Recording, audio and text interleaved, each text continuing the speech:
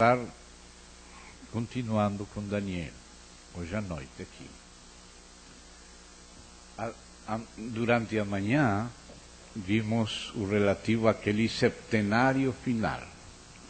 Não final no sentido eterno, porque isso não tem final, mas a história do homem, terminando para começar o dia do reino do Senhor já de maneira manifesta na terra. Nesse sentido que chamamos de septenário final. Durante Daniel capítulo 9, que é aquela terceira linha aqui, estivemos vendo a última semana, o septenário, de 7 anos, dos 70 que Deus falou para Daniel no capítulo 9. E aí aparece aquela última semana de anos dividida em duas partes iguais. Os 3 anos e meio do início e os 3 anos e meio do final, que é a grande tribulação. Aí, no verso 27 de Daniel 9, aparece sintetizada essa semana. Mas agora, vamos ver como Deus vai passando do simples para o mais complexo.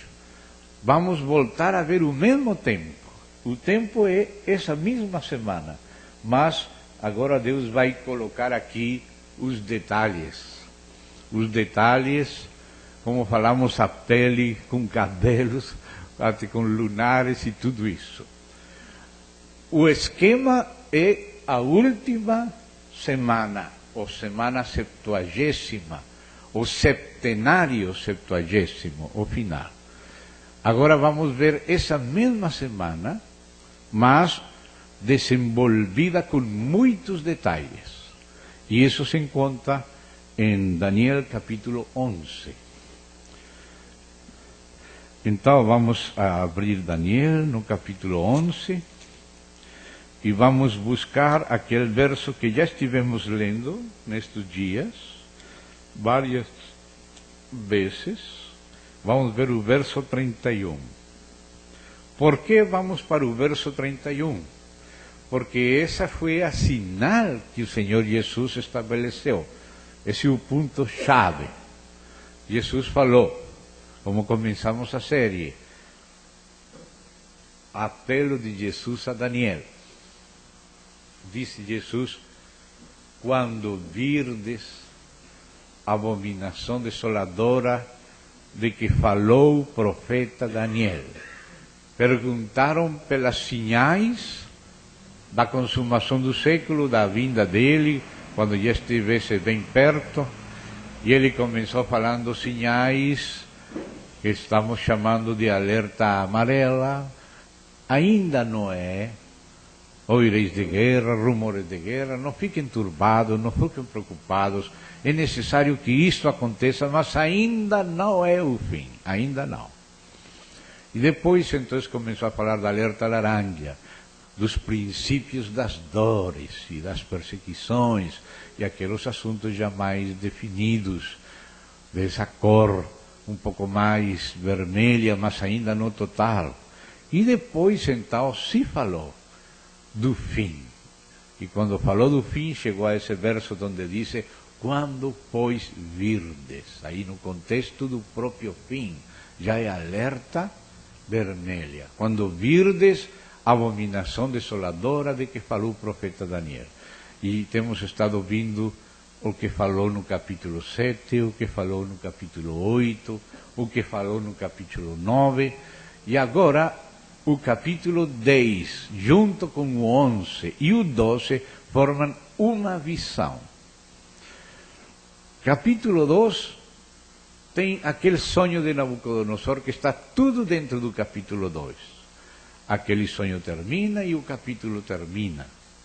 Depois, no capítulo 7, faz outra visão com partes, fala 4 vezes da mesma coisa e cada vez acrescenta revelação.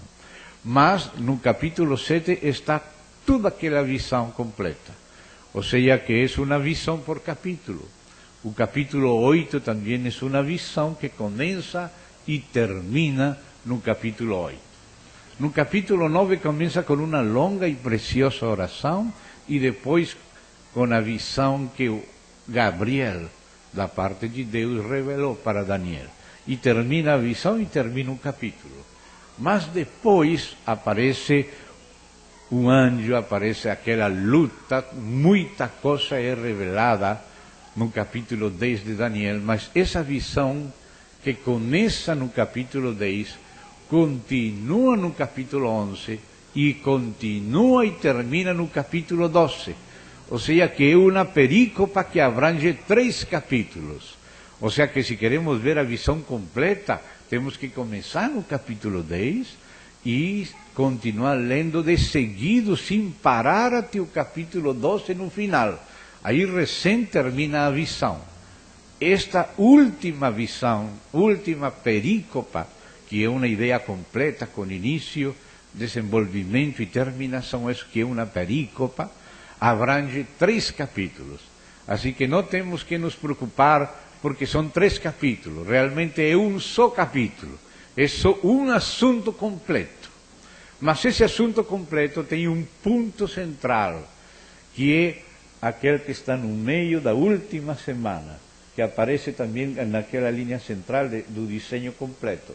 Aparece nas visões do 7, quando começa aqueles 3 anos e meio, aparece no capítulo 8, na metade, aparece no capítulo 9, da última septenário, a segunda parte da grande tribulação, e aqui no capítulo 11 e 12, onde aparece a visão, porque no capítulo 10 conta os acontecimentos, a aparição do anjo e todas estas coisas, e depois começa a descrever a visão no final do 10 e vai todo 11 e todo 12. Mas o ponto central, aquela chave que nos deu o Senhor Jesus, está no capítulo 11, verso 31. Vamos de novo a ver o verso 31 para poder dividir em partes a visão. O verso 31 diz, Daniel 11, 31, dele sairão forças que profanarão o santuário, a fortaleza nossa, e tirarão o sacrifício costumado, estabelecendo a abominação desoladora. Que falou Jesus, quando virdes no lugar santo a abominação desoladora, de que falou o profeta Daniel. Então ele falou em todos aqueles outros capítulos, mas vocês têm visto como no capítulo 2 o traço é simples, no capítulo 7 acrescenta a revelação, no capítulo 8 acrescenta muito mais, no capítulo 9 também acrescenta, e agora nos últimos 3 capítulos já é um árvore frondoso, já não são as principais linhas, sino muitos detalhes.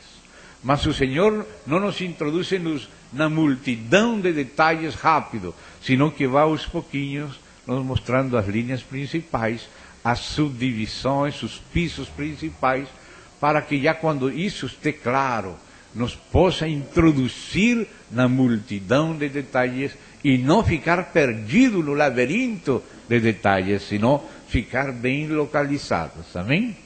Então agora, hoje pela manhã vimos a síntese dessa última semana. Agora já não vai mostrar uma síntese, vai entrar em muitos detalhes, mas esses detalhes estão divididos essa última semana por o verso 31 que fica aí no meio, no ponto onde é tirado o contínuo sacrifício e estabelecida a abominação desoladora. Portanto, a partir do verso 31 do capítulo 11, começa a grande tribulação. E antes de chegar ao verso 31, você vai retrocedendo um pouco ao início da última semana. E depois ainda vai retrocedendo até chegar ao tempo dos persas. Porque esta visão é mostrada no tempo dos persas. Olha aqui no início, no capítulo 10. Veja verso 1 do capítulo 10, para ver quando foi vista esta visão. Diz: no terceiro ano de Ciro, rei de Pérsia. Se dá conta? Foi revelada uma palavra a Daniel, cujo nome se chama Beltesazar.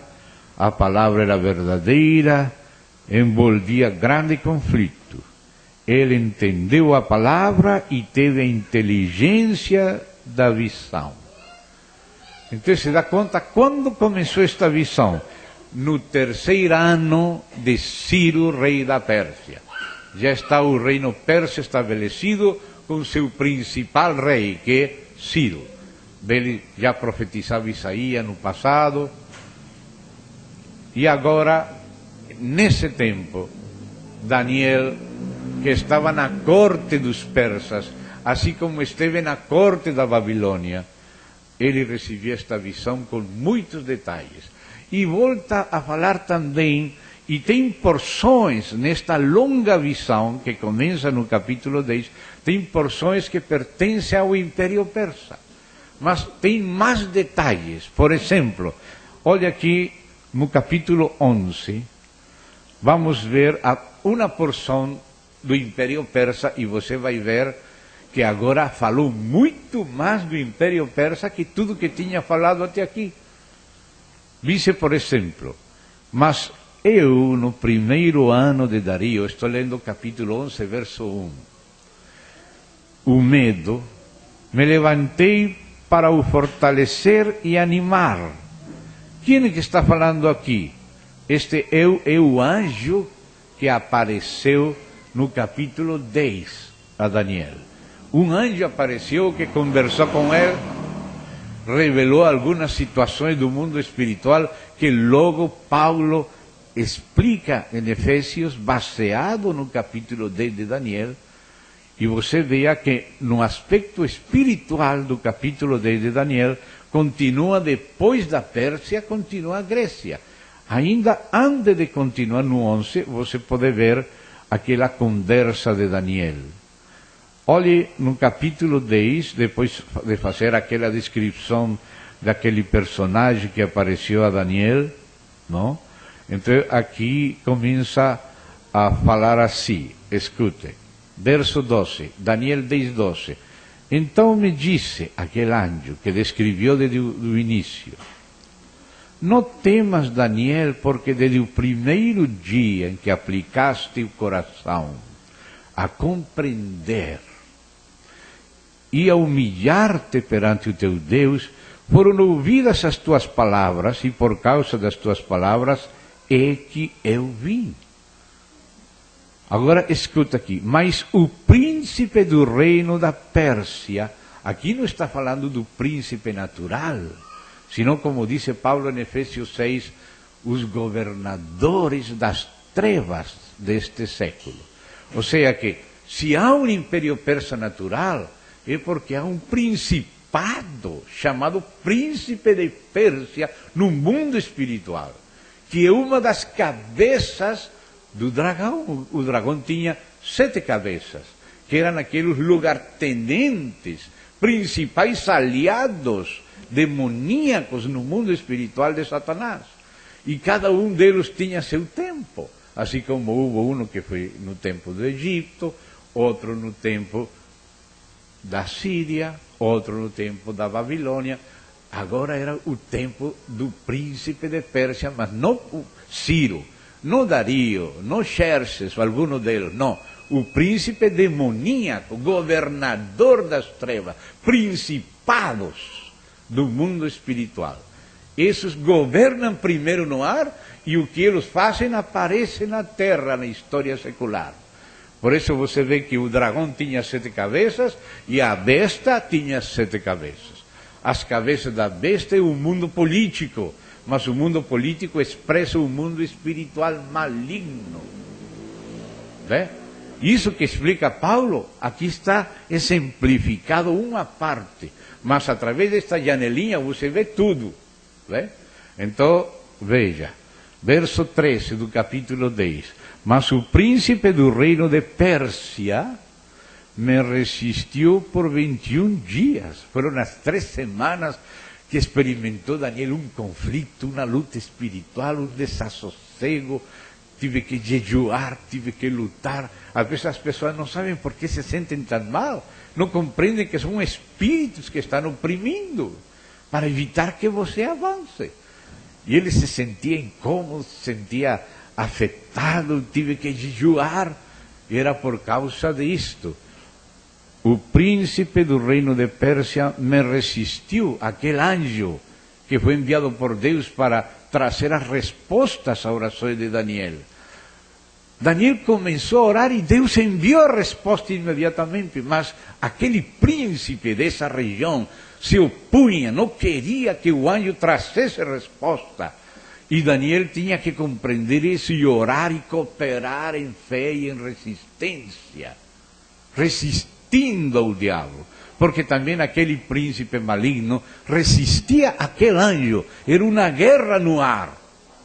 Então disse, me resistiu por 21 dias, porém Miguel, um dos primeiros príncipes ou principais, disse outra versão, veio para ajudar-me e eu obtive vitória sobre os reis da Pérsia. Então escuta aí, príncipe do reino de Pérsia é um príncipe maligno, mas os reis da Pérsia são vários, se dá conta? Quando falou o rei, eram várias pessoas. Agora você vê, um mesmo príncipe vai se operando em distintas pessoas, vai passando de uma pessoa ao seu sucessor, assim nessa dinastia. Vê? É um principado que opera numa dinastia, num clã familiar. Então diz aqui, obtive vitória sobre os reis da Pérsia. Agora estes reis da Pérsia já eram os naturais, os políticos. Aquele príncipe era o governador das trevas, um principado maligno.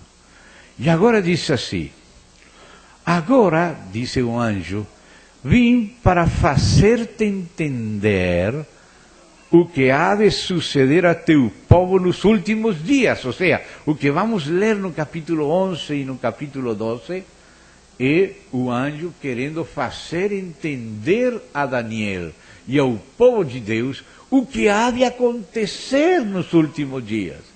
Isso é o que Satanás não quer que nós entendamos. E Deus quer que nós entendamos. E Satanás utiliza um monte de resistência para evitar que nós compreendamos. Assim que nós temos que estar do lado dos que entendem, não dos que são confusos. Amém? Então disse, porque a visão se refere a dias ainda distantes. Quem vai pensar que muitas lutas espirituais têm sentido muitos séculos depois? Imagina, para que nós entendêssemos hoje, Daniel teve que jejuar e lutar 21 dias, uma luta terrível espiritual. Então diz aqui, ao falar ele comigo estas palavras, dirigi o olhar para a terra e calei. E eis que uma como semelhança dos filhos dos homens me tocou os lábios. Então passei a falar e disse àquele que estava diante de mim, meu Senhor, por causa da visão me sobrevieram dores, e não me ficou força alguma. Oh, que coisa esgotado estava Daniel com estas experiências espirituais. Como, pois, pode o servo do meu Senhor falar com o meu Senhor? Porque quanto a mim, não me resta já força alguma, nem fôlego ficou em mim. Então me tornou a tocar aquele semelhante a um homem e me fortaleceu. A importância do toque celestial. E disse, não temas, homem muito amado. Quem vai pensar? O muito amado estava esgotado, estava sofrendo uma pressão terrível. Mas era muito amado. Assim que se você sofre alguma pressão, não se preocupe, não é porque não seja amado, quizá é porque é muito amado. Então disse, não temas, homem muito amado, paz seja contigo, sê forte, sê forte. Ao falar ele comigo, fiquei fortalecido. E disse, fala, meu Senhor, pois me fortaleciste. E ele disse, sabes por que eu vim a ti? Note estas palavras a continuação. Disse este anjo, eu tornarei a pelejar contra o príncipe dos persas. Miguel era o príncipe do povo de Israel, mas este outro era um principado rebelde, aliado de Satanás, que era o príncipe dos persas. E saindo eu, eis que virá o príncipe da Grécia. Ou seja, já não é o príncipe natural, sino o principado da Grécia que vai influir no levantamento do Império Grego. Se dá conta? São príncipes malignos. Se dá conta? Que dirigem chamadas civilizações. Mas quem era que vinha depois do príncipe de Pérsia? Príncipe de Grécia.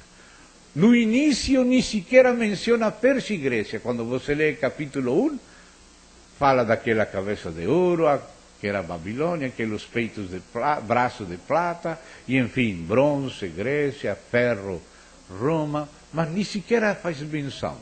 Depois no capítulo 7 explica mais, mas a partir do 8 já fala Pérsia, já fala Grécia, se dá conta?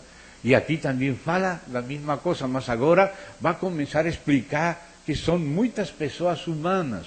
Por exemplo, vamos a chegar no capítulo 11 como vínhamos. Está falando aquele anjo que pelejou e conseguiu vitória sobre os reis da Pérsia. Amém? Mas ele sabe que quando ele saia daí, vai voltar agora outro príncipe, que é o turno da Grécia. Então, agora ele começa a explicar a história natural.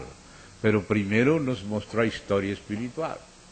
Nossa guerra primeiro é no plano espiritual, para que se expresse no plano natural.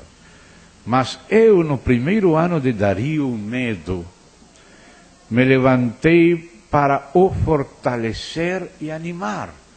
Note, às vezes as pessoas estão desanimadas e quem fortalece elas que são os anjos de Deus.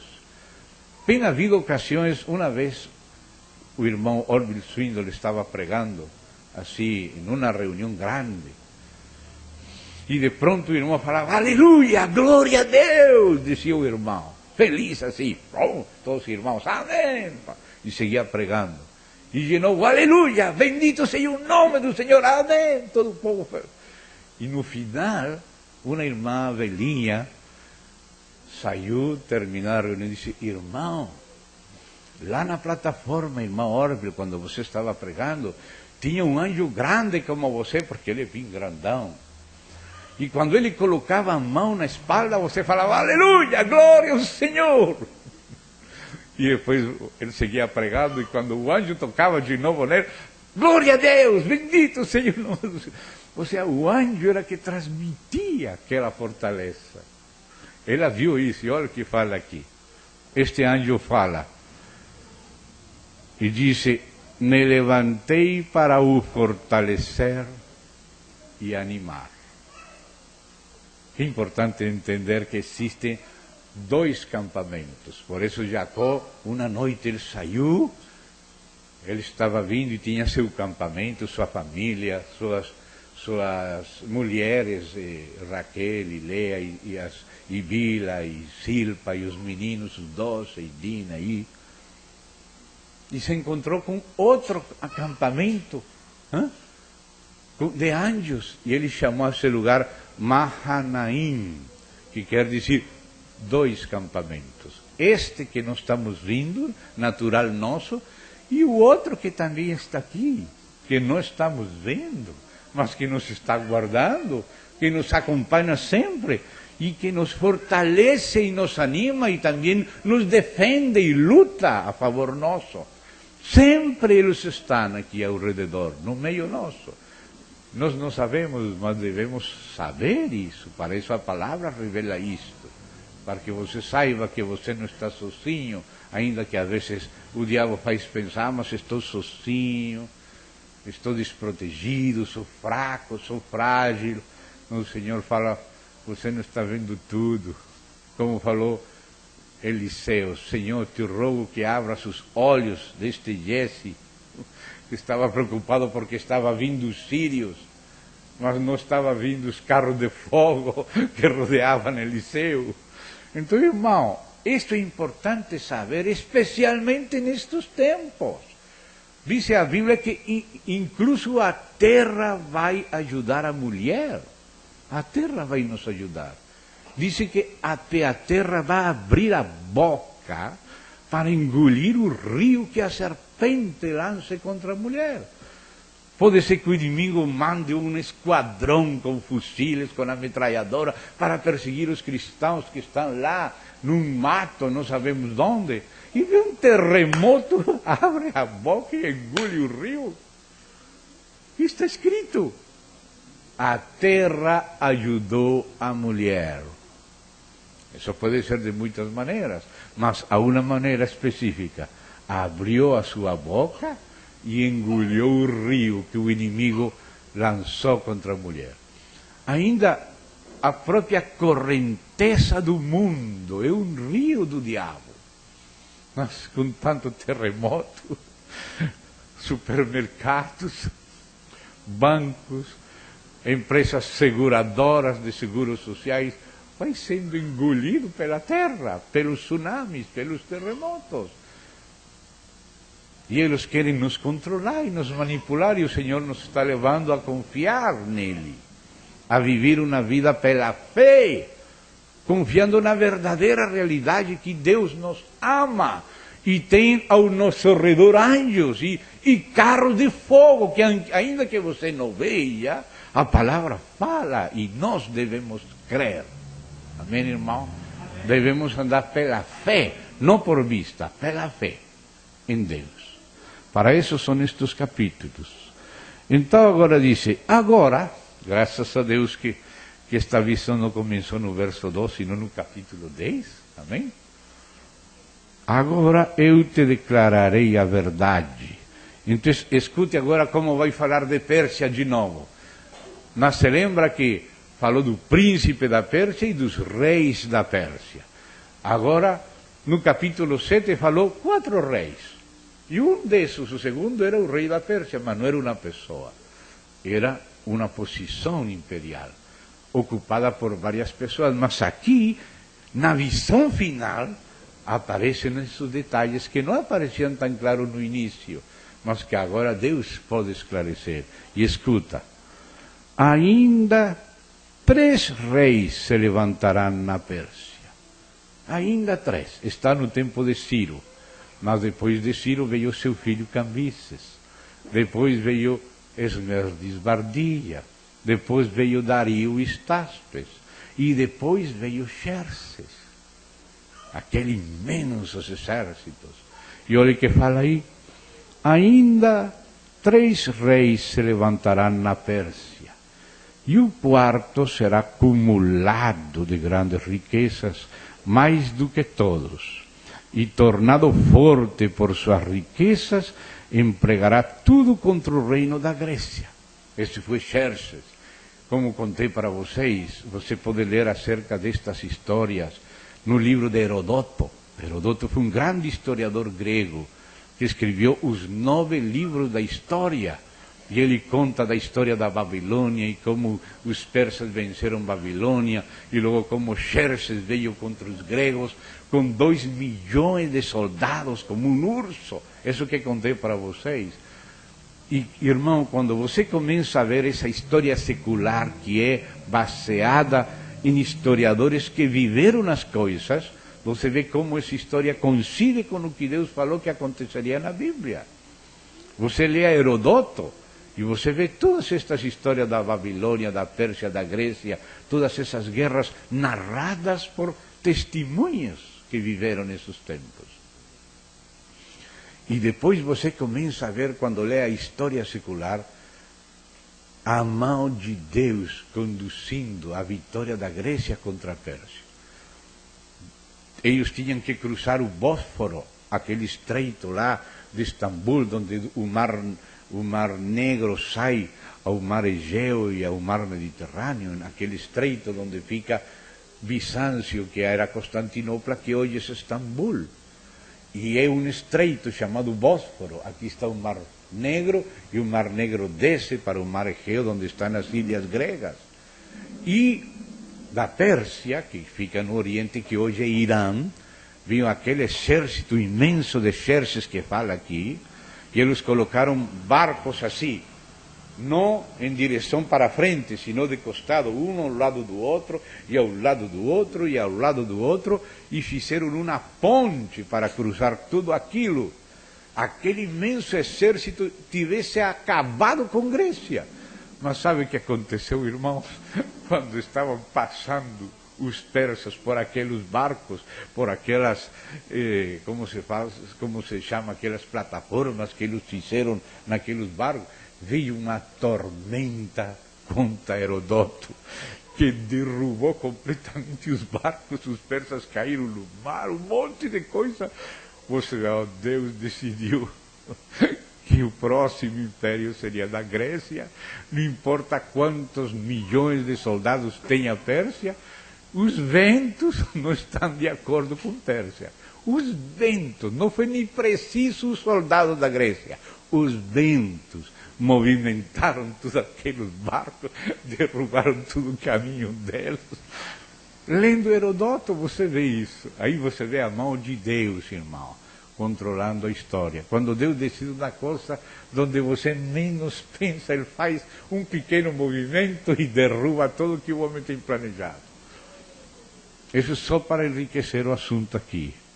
Então ele disse aqui, o quarto, esse Xerxes, será acumulado de grandes riquezas, verso 2 na metade, do 11 de Daniel, mais do que todos, e tornado forte por suas riquezas, empregará tudo contra o reino da Grécia. Então aqui você viu como nesta árvore deu muitos mais detalhes e mencionou vários reis, se dá conta? E depois já introduz Grécia. Então disse, depois se levantará um rei poderoso que reinará com grande domínio e fará o que lhe aprouver. Mas no auge o seu reino será quebrado e repartido para os quatro ventos do céu, mas não para a sua posteridade, porque Alexandre teve 2 filhos, mas não foram os filhos os que herdaram, senão os 4 generais. Então aqui fala, repartido para os 4 ventos do céu, mas não para a sua posteridade, nem tampouco segundo o poder com que reinou, porque o seu reino será arrancado e passará a outros fora dos seus descendentes. O rei do sul já é Ptolomeu, né? E aí começa, como no capítulo 8, aqueles reis, aquelas dinastias que surgiram dos generais de Alexandre. E aí vai indo, contando todas aquelas histórias, até que chega no verso 18. E no verso 18 entra Roma. Veja o verso 18 que diz, depois se voltará para as terras do mar e tomará muitas, mas um príncipe, aquele príncipe que viria, que era de Roma, fará cessar-lhe o opróbio, porque quienes envergonharam aos gregos, aos sucessores dos Seleucidas, dos Antíocos, foi Roma. E ainda fará recair este opróbio sobre ele. Então, no verso 18 é onde entra Roma. O tempo não nos daria para entrar em tantos detalhes, mas você aqui vai encontrar que a filha do rei tal, que era Berenice, que a outra filha que se casou com fulano, aí entra Cleopatra e todos aqueles personagens famosos da história, que eu deixei com vocês na biblioteca da igreja em Macaé, que está agora com a irmã a Dilma, um livrinho que pode ser que alguns já tenham, chamado Roma na profecia de Daniel. Aí entra verso por verso, isto que agora não podemos ler, e entra colocando todos os dados históricos para quem deseje ver a parte histórica. Mas eu quero chegar rápido à parte atual. Então vou passar por acima de Cleopatra, de Berenice, de Ptolomeu I, segundo, terceiro, dos Antíocos e tudo, para chegar no tempo do fim. Então, estávamos no verso 31. O resto vocês podem consultar nesse livrinho. Amém? Aí ficou com a igreja. Então, no verso 31, você já chega à última semana de Daniel com aquele príncipe de Roma, verdade?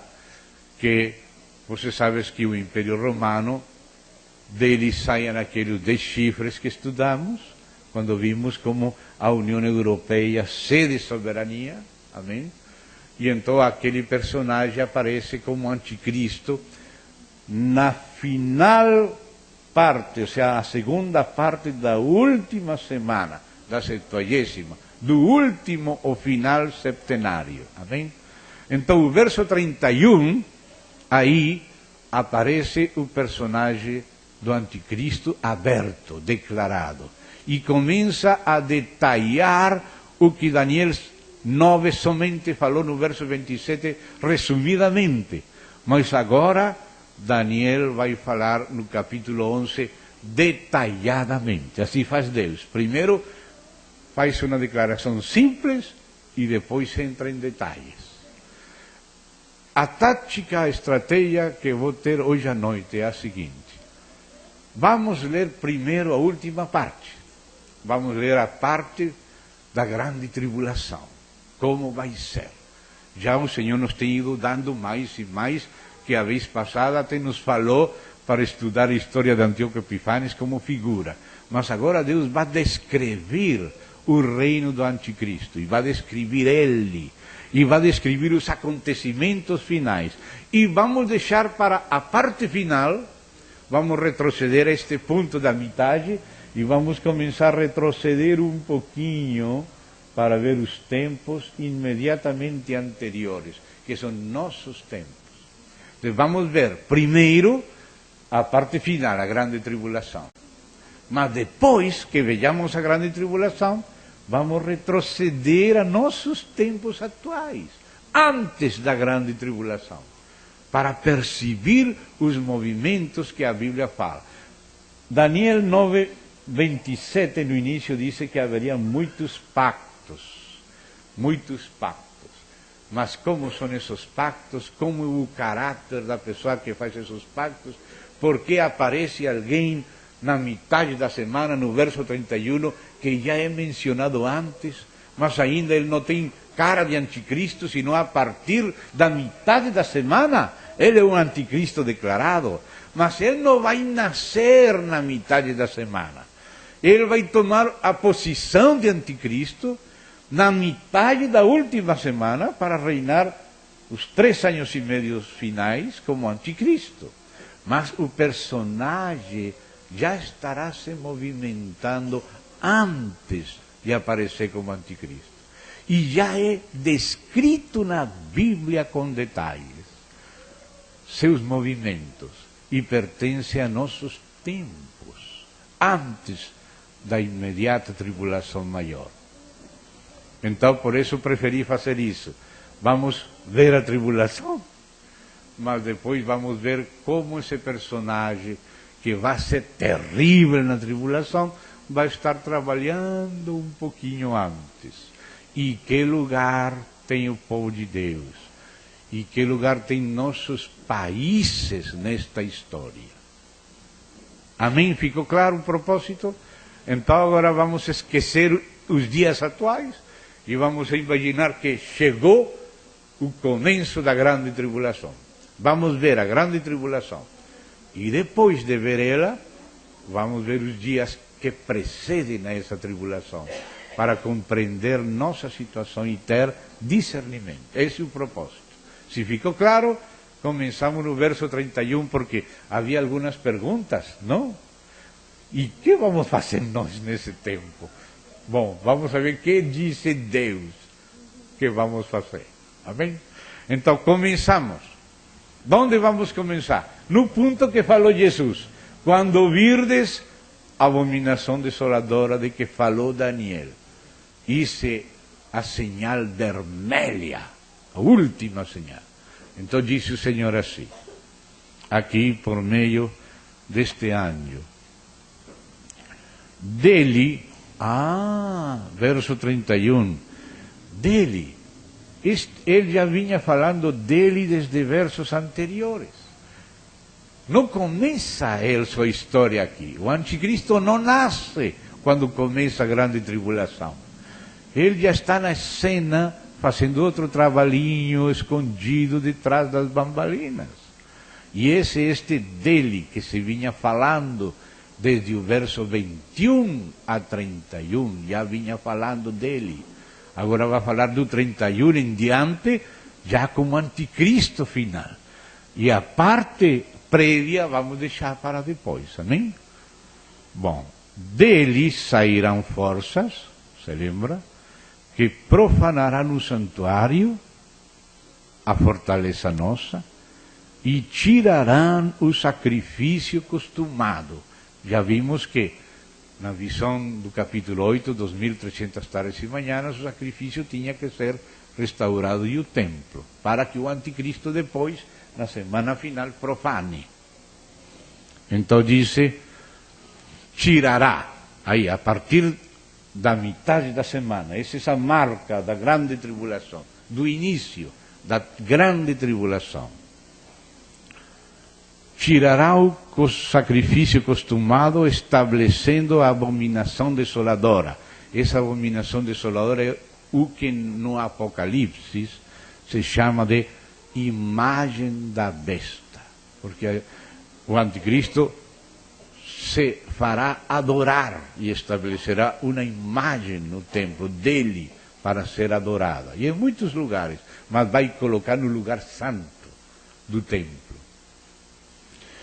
Agora escute este verso 32. Porque falava Pablo que antes da vinda do Senhor tinha que vir a apostasia e se manifestar o homem de pecado. Dice, não virá o Senhor sem que antes venha a apostasia e se manifeste o homem de pecado. Então, apostasia é gente religiosa que se afasta da verdade de Deus e entra em pacto com a política global. Muita atenção, amados. Olha aqui.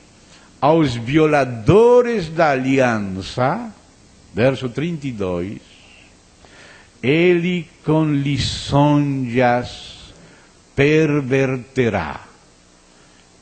Essa é a parte dos apóstatas. O mundo religioso estará dividido em duas correntes. A corrente da apostasia, a corrente da religião falsa, que no início não estavam pervertidos, mas que seriam pervertidos pelo anticristo. Os violadores da aliança, ele, com lisonjas, perverterá.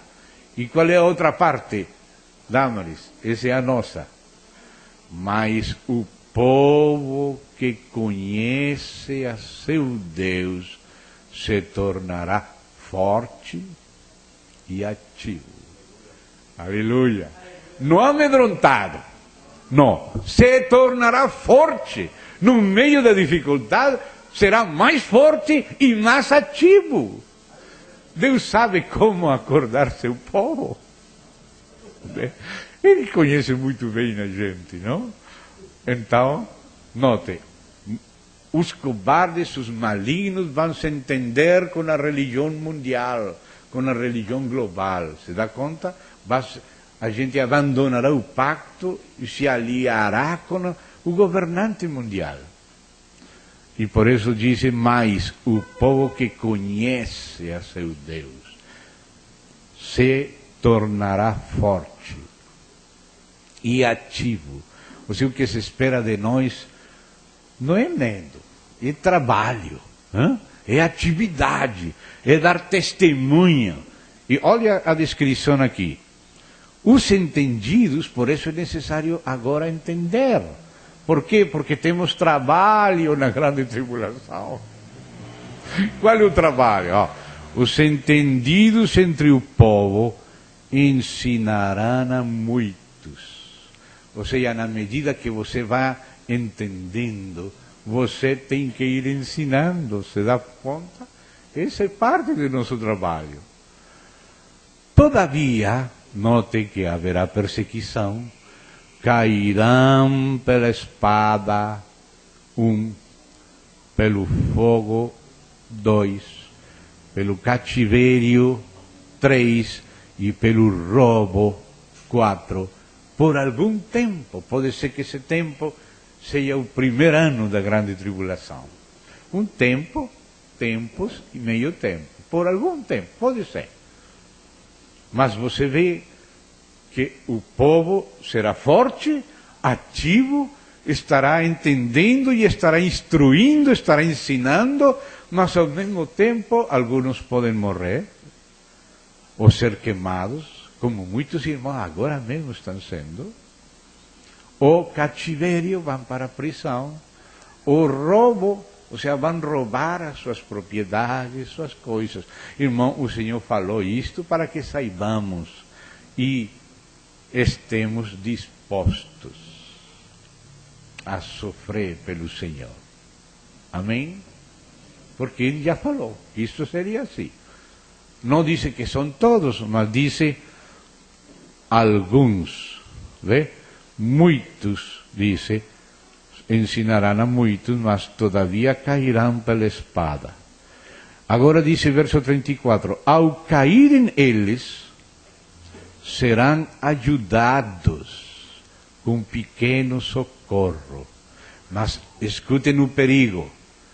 Mas muitos se ajuntarão a eles com lisonjas. Note que as lisonjas foi a maneira como o anticristo conseguiu aos infiéis, que abandonaram o pacto. E eles estarão fazendo um trabalho de procurar que o resto do povo que está sendo fiel entre no mundo mentiroso da religião mundial, dirigida pelo anticristo, porque ele quer se sentar como Deus por acima de todas as religiões. Então, como Deus vai explicando isto? Se dá conta? Haverá uma divisão.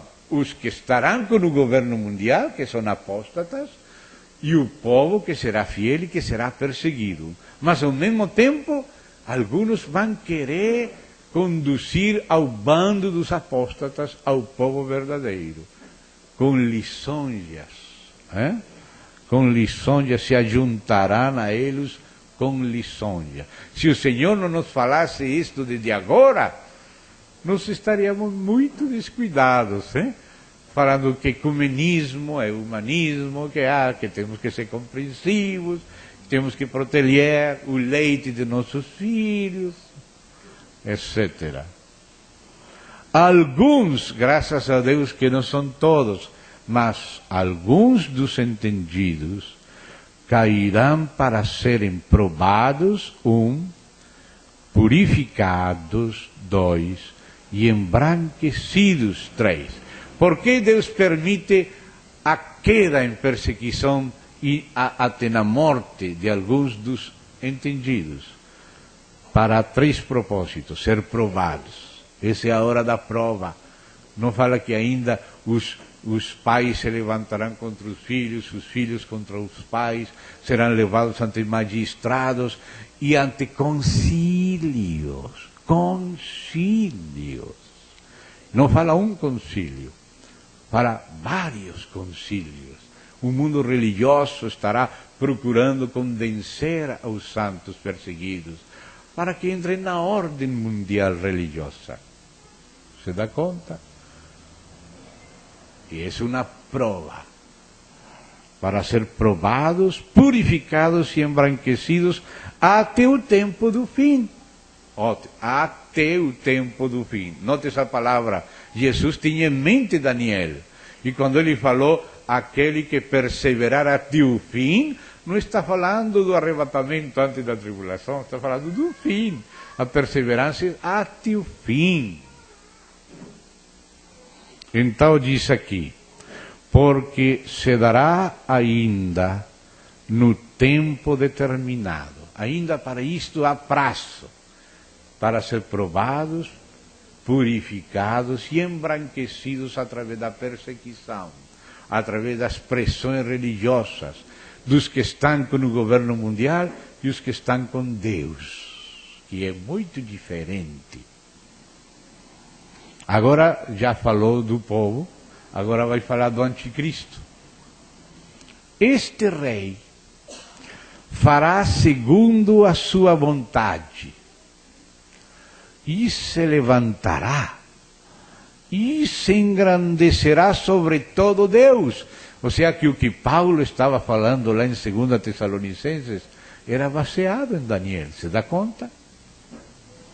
Contra o Deus dos deuses falará coisas incríveis. Ou seja, que este personagem falará palavras contra Deus. Pode ser até um grande estudioso, filósofo, teólogo, se dá conta? Mas sempre falando negativamente do Deus da Bíblia. E disse mais, e será próspero até que se cumpra a indignação, porque aquilo que está determinado será feito. Não terá respeito aos deuses dos seus pais, nem ao desejo de mulheres, nem a qualquer Deus, porque sobre tudo se engrandecerá. E o que fala Paulo dele? 2 a Tessalonicenses, capítulo 2. Não se lembram, disse Paulo, que eu vos falava isto? Basado em Daniel. Né? Não virá o Senhor sem que antes venha a apostasia e se manifeste o homem de pecado, que se assenta no templo de Deus como Deus, fazendo-se passar por Deus. Paulo está no mesmo espírito de Daniel, que é o espírito de Cristo em Daniel, e em Paulo, e em nós. Então, amado, aí no verso 37, fala e vem falando do assuntos religiosos, mas aparece uma frase aí, que diz, nem ao desejo de mulheres.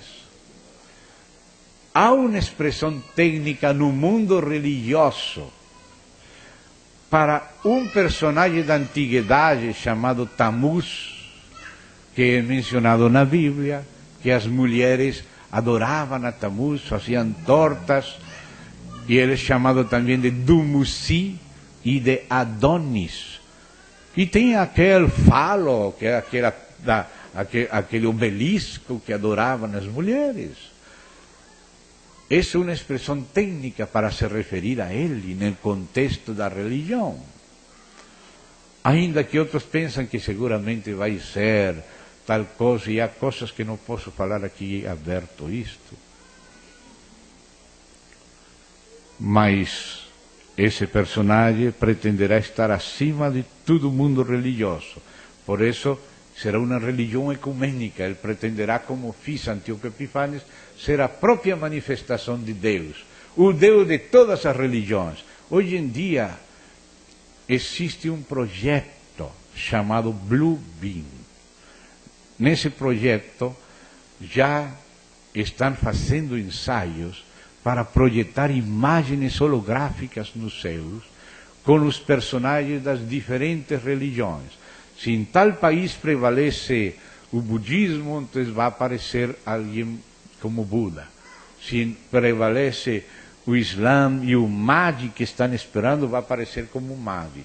Se um país cristiano, vai dizer que essa é a vinda de Cristo, projetando os chefes esperados das religiões num mesmo personagem e fundindo ele com o personagem do governo mundial. Existe esse plano. E já se estão fazendo ensaios, e já se fizeram denúncias.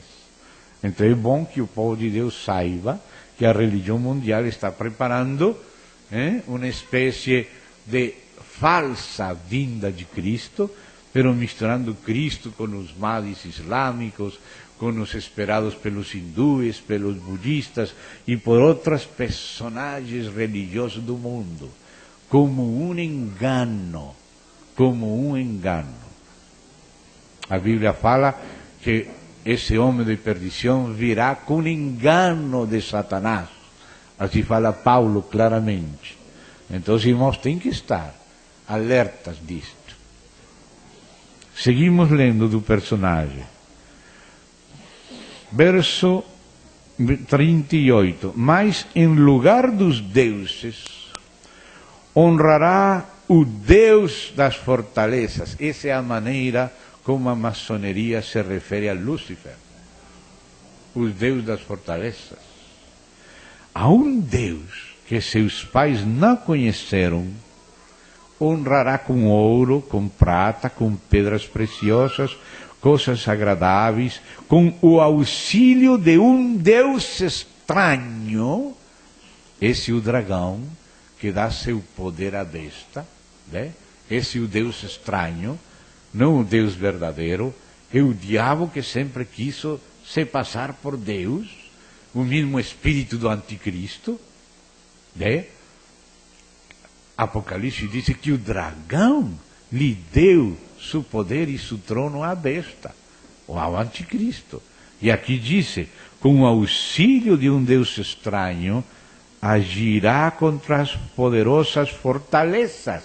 Já no capítulo 8, vimos que ele queria tomar posse dos poderosos e também perseguir o povo de Deus.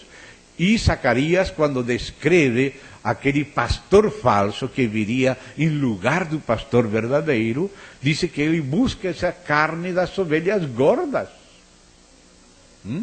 que não tem interesse nas ovelhas fracas e os pobres, senão nas elites, nos poderosos. Mas para poder fazer isso, ele vai fazer pacto com o diabo, né? Com o auxílio desse Deus falso, que é o dragão que dará seu poder à besta. Ele estará aliado com poderes ocultos.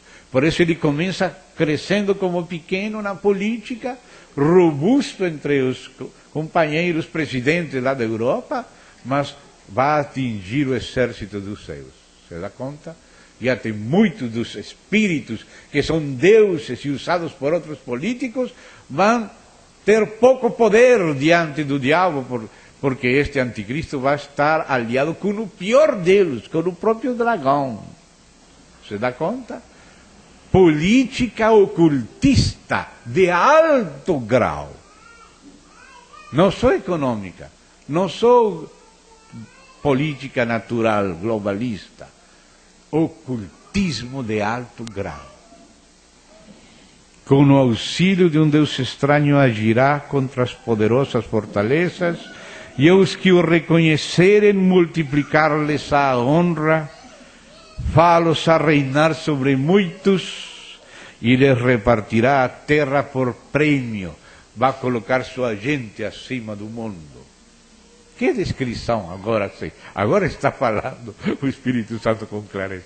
Até aqui começou falando um pouquinho, mas vai crescendo na revelação. Agora, amados, chegamos a um verso que tem a ver conosco. Porque o Sul não estará muito contente com a hegemonia do Norte. Por isso a gente dos países do Sul, UNASUR, junto com os árabes e junto com a América do Sul, se estão aliando e não gostam muito do que estão fazendo na Europa, nos Estados Unidos. O Sul, a palavra Sul, é a palavra Negev no hebraico. Primeiro é o Sul de Israel, é o Negev. Mas Negev não é somente aquele deserto, é a palavra para Sul. Depois vem o Arábia e Egito, que é o mundo árabe, o mundo da OPEP, os organismos produtores de petróleo, aliados com Venezuela, agora com Brasil, agora UNASUR, e UNASUR aliado com o mundo muçulmano, que é o mundo do Sul. Agora escuta o que fala aqui. No tempo do fim, o rei do Sul lutará com ele. Ou seja, que o sul não vai estar de acordo, vai resistir à hegemonia do norte. Não vai gostar o globalismo do norte, sempre a favor deles, sempre eles querendo conquistar o sul, como se o sul fosse o pátio traseiro da casa deles. O sul não vai gostar. E acaso você não sente que esse sentimento já está no sul? No tempo do fim, o rei do sul lutará com ele, e o rei do norte, que é Rússia, tampouco está de acordo. Arremeterá contra ele com carros, cavaleiros, com muitos navios. E então, aqui, quando você compara as traduções, não há uma vírgula, senão uma ideia separada que aqui apareceu com uma vírgula, pode comparar com outras traduções, e vai se dar conta que agora volta a falar do anticristo de novo. Revise no hebraico e revise outras traduções para perceber isto. Então diz aqui, entrará nas suas terras e as inundará e passará. Entrará também na terra gloriosa. Note que este personagem fará, que esse é Israel, a terra gloriosa. E muitos sucumbirão, mas do seu poder escaparão estes. Note os que vão escapar. Edom, que agora é o sul de Israel, Moabe e as primícias dos filhos de Amon, ou seja, Jordânia. Quando Jerusalém foi rodeada de exércitos no ano 70, os irmãos fugiram para Peia, na Jordânia. E hoje em dia, os cristãos da Jordânia, eles sabem que eles têm que encobrir e proteger os fugitivos de Israel. Porque ele vai chegar na Terra Santa, na Terra Gloriosa. Mas o Senhor, antes, quando no ano 70 ia acontecer, que foi uma tipologia, primeiro acontecimento, quando veiai Jerusalém rodeada de exércitos, fugia aos montes.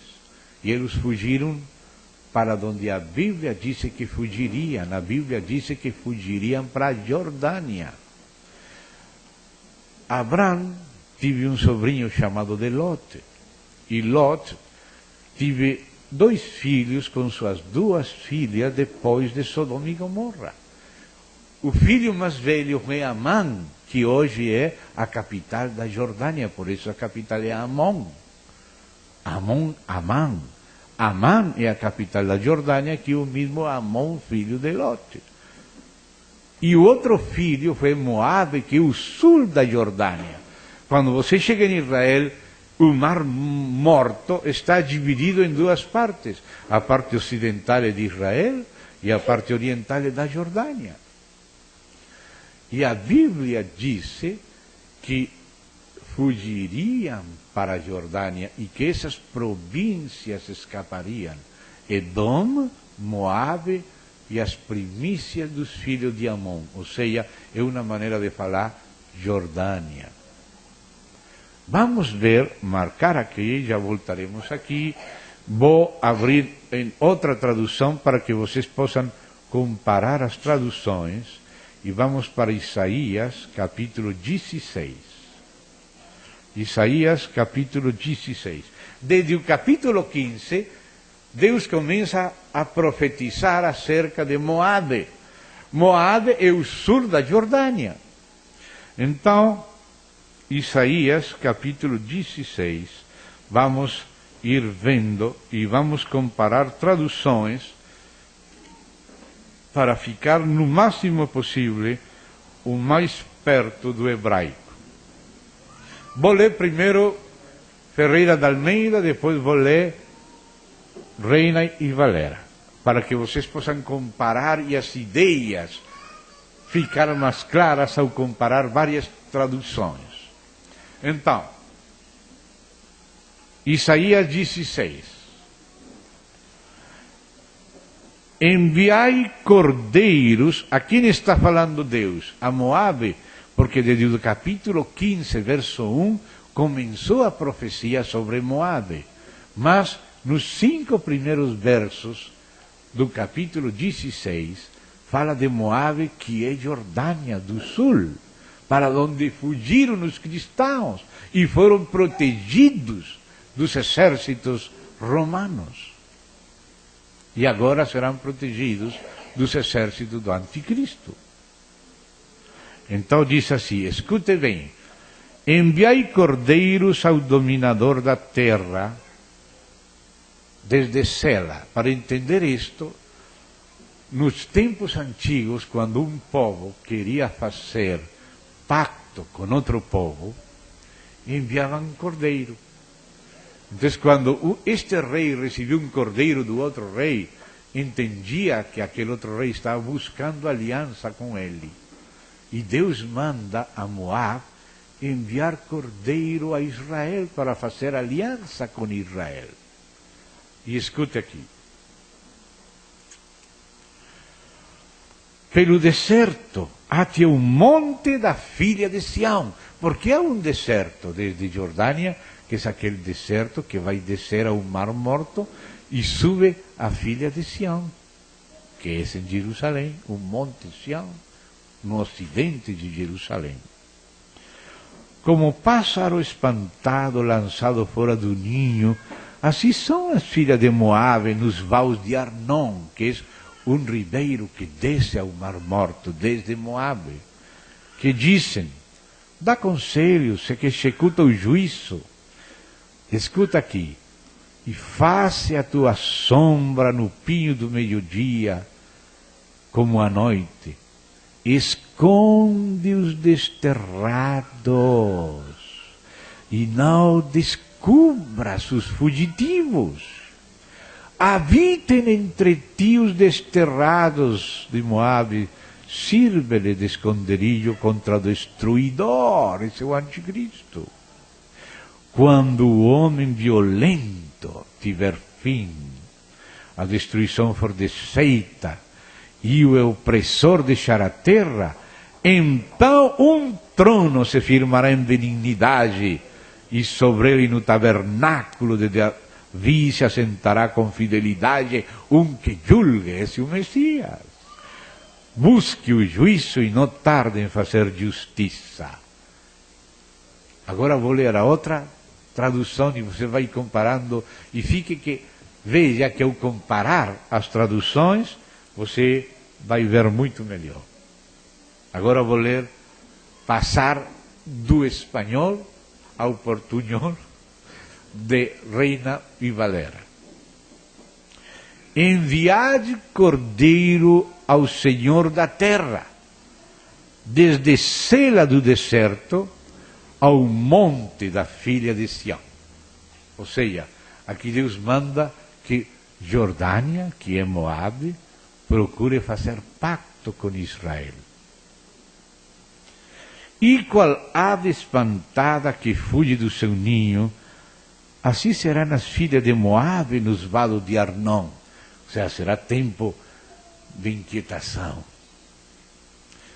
Reúne conselho, faz juízo, olha que fala Deus para Moabe, põe tua sombra em meio do dia como à noite. Ou seja, Moabe tem que fazer uma sombra como se fosse noite. Ainda que seja de dia, tem que cobrir aos fugitivos de Israel. Veja o que fala. Esconde os desterrados. Não entregues aos que andam errantes. Morem contigo, meus desterrados, ó Moabe. Vê? Deus está falando que os desterrados que fugem têm que morar lá e ser escondidos por Jordânia. E disse, se para eles escondedeiro da presença do devastador. Esse devastador é o anticristo. Mas Jordânia tem que ser um escondedeiro dos fugitivos, dos desterrados de Israel. Por isso diz, essas províncias escaparão. Edom, Moabe e a maioria dos filhos de Amon, porque Deus falou que ele teria um lugar para proteger o remanescente da mulher e dos que guardam os mandamentos de Deus e têm a fé de Jesus, como fala Apocalipse 12. E assim foi no ano 70, e assim será de novo no tempo do anticristo. Porque o ano 70 foi como uma figura da grande tribulação com Israel. Mas a grande tribulação verdadeira será pior, como nunca houve, nem voltará a haver. Ou seja, que aquela do ano 70 era só uma tipologia. A definitiva é a que vem agora na grande tribulação. Então diz aqui, se para eles escondedeiro da presença do devastador, porque o atormentador fenecerá, esse é o anticristo. O devastador, o anticristo, terá fim. O pisoteador, o anticristo, será consumido de sobre a terra. E aí se estabeleceu o milênio de Cristo. Por isso fala, e se disporá o trono em misericórdia. E sobre ele se assentará firmemente no tabernáculo de Davi, ou seja, o descendente de Davi, o filho de Davi, que julgue e busque juízo e apressure a justiça. Esse é o Messias. Então, irmão, voltamos lá para Daniel, capítulo 11, onde fala assim, versículo 41. Entrará aquele anticristo que vinha brigando com os do norte e do sul. Entrará nas suas terras, as inundará e passará. Entrará também na terra gloriosa, ou seja, em Israel. Não vê que ele quer se sentar no templo como Deus? E muitos sucumbirão. Mas do seu poder escaparão estes. Edom, sul de Israel, parte perto também de Madian. Moabe, sul de Jordânia. E as primícias dos filhos de Amon, que é Amã, o filho mais velho de Lot. Porque Jordânia é Lot. E agora disse, escutem irmãos, eu estava esperando estas coisas para um pouco mais tarde. Mas, amados, isto que vamos a ler já começou a acontecer diante de nossos olhos. Só que vai ficar pior. Na tribulação vai ficar pior. O que me surpreende é que já começou a acontecer. Agora imagine o que vai ser na tribulação. Se o que está sendo agora antes da tribulação, a menos que já estemos na tribulação e não nos demos conta. Mas, irmão, se isto já começou a acontecer, imagina o que vai continuar acontecendo na tribulação. Que o que vai acontecer? Escuta aqui. Estenderá a sua mão também contra as terras, e a terra do Egito não escapará. Irmão, é a direção da Europa que conduziu a derrubar a Mubarak no Egito, para depois entrar e tomar posse da riqueza do Egito. E é a partir da Europa e dos mais altos níveis da Europa que isto se decidiu. E aqui já fala, estenderá sua mão também contra as terras. E a terra do Egito não escapará. Apoderar-se dos tesouros de ouro, de prata, de todas as coisas do Egito, os líbios, que é a Líbia de Gaddafi, e os etíopes o seguirão. Então você está vendo, irmão? Estavam de olho nas riquezas do Egito, da Líbia e até da própria África Negra. da Etiopia. Mas, pelos rumores do Oriente, que é a China não concorda, não apoia, e do Norte, que é a Rússia, que tampouco apoia, será perturbado e sairá com grande furor para destruir e exterminar a muitos. Armará suas tendas palacianas entre os mares, são vários mares, o mar Mediterrâneo um, o mar Vermelho outro,